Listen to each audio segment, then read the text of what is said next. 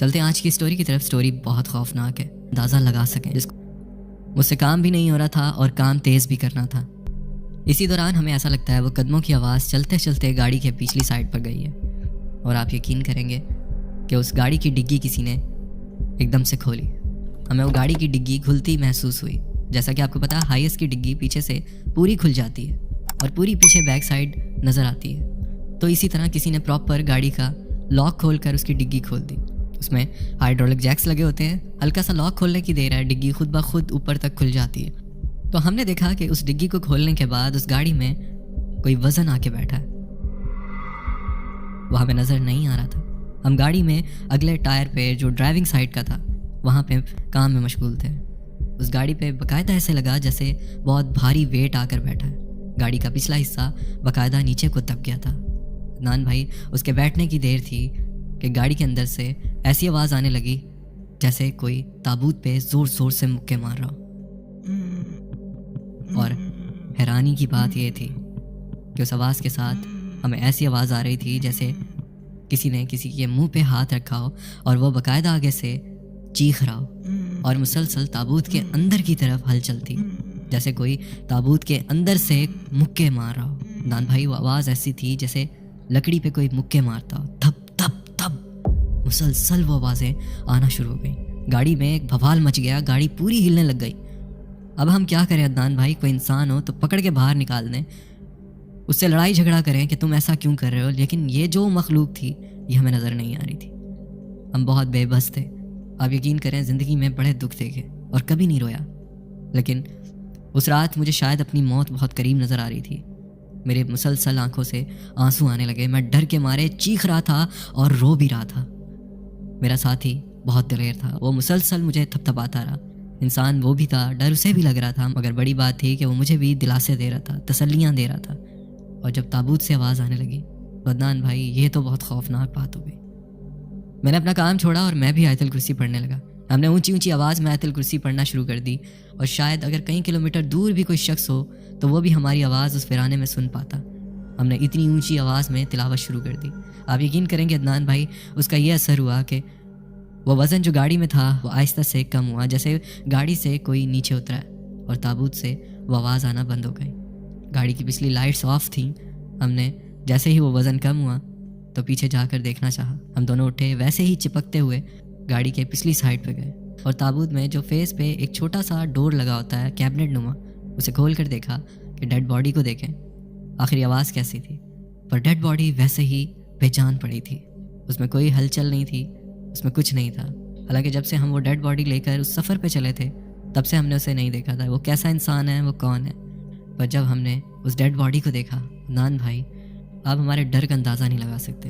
وہ تھا تو ایک بے جان انسان جس کی جان نکل چکی تھی, لیکن اس کی آنکھیں, اس کے ناک میں پڑی روئی اور اس کی بے جان حالت.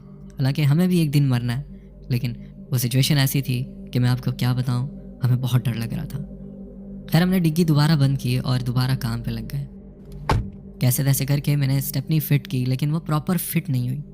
ہمارا دل اور بیٹھ گیا کہ ہمیں بس اللہ کے بعد اب یہی سہارا ہے کہ گاڑی صحیح ہو جائے اور یہاں سے نکلیں. لیکن اس گاڑی نے بھی ہمیں جواب دے دیا تھا.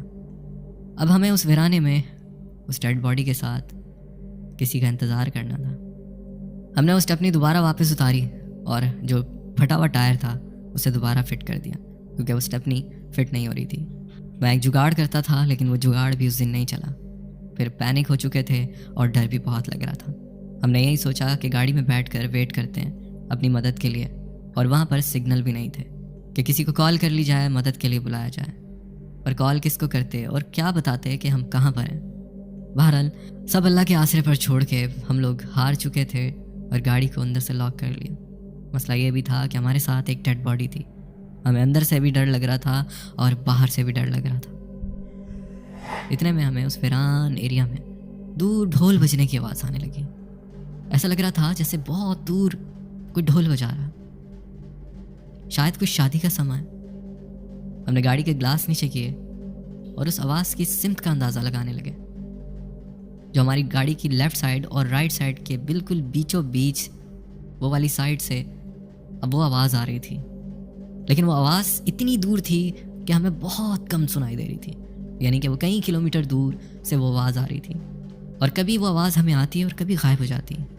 ایسا ہوتا ہے نا، کبھی آپ نے نوٹ کیا ہو کہ بہت ہوا چل رہی ہو یا بہت دور سے کہیں اذانوں کی آواز آ رہی ہو، ہلکی ہلکی ہوا چل رہی ہو، تو آواز کچھ دیر کے لیے ہمارے کانوں میں تو پڑتی ہے، پھر کچھ دیر کے لیے غائب ہو جاتی ہے۔ پھر جب ہوا ہماری سمت کی طرف ہو تو وہ آواز ہمیں پھر سے آنے لگتی ہے۔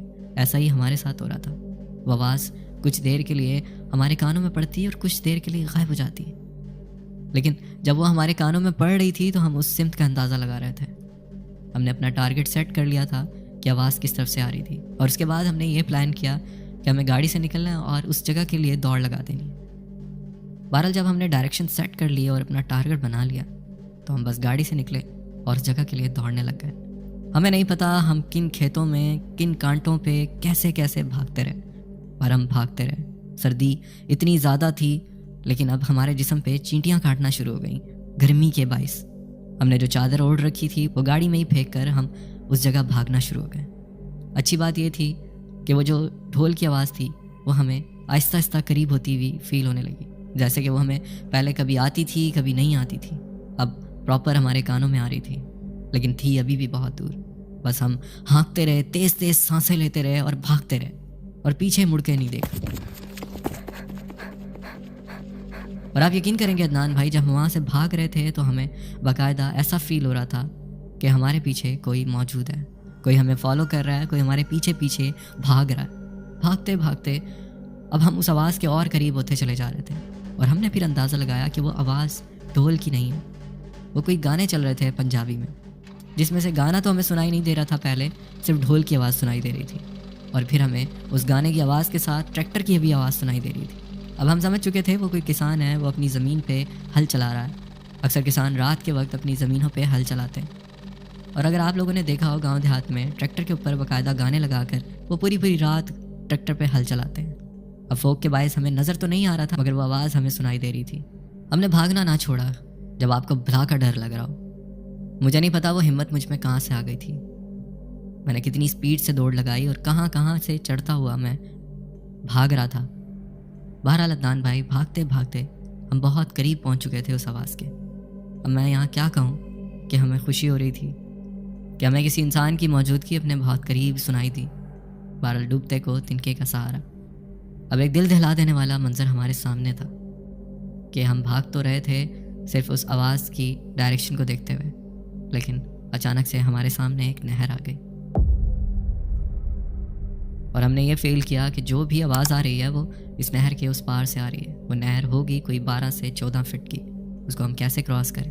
ہم نے نہر کے اس طرف کھڑے ہو کر زور زور سے آوازیں دینا شروع کر دی، چیخنا شروع کر دیا۔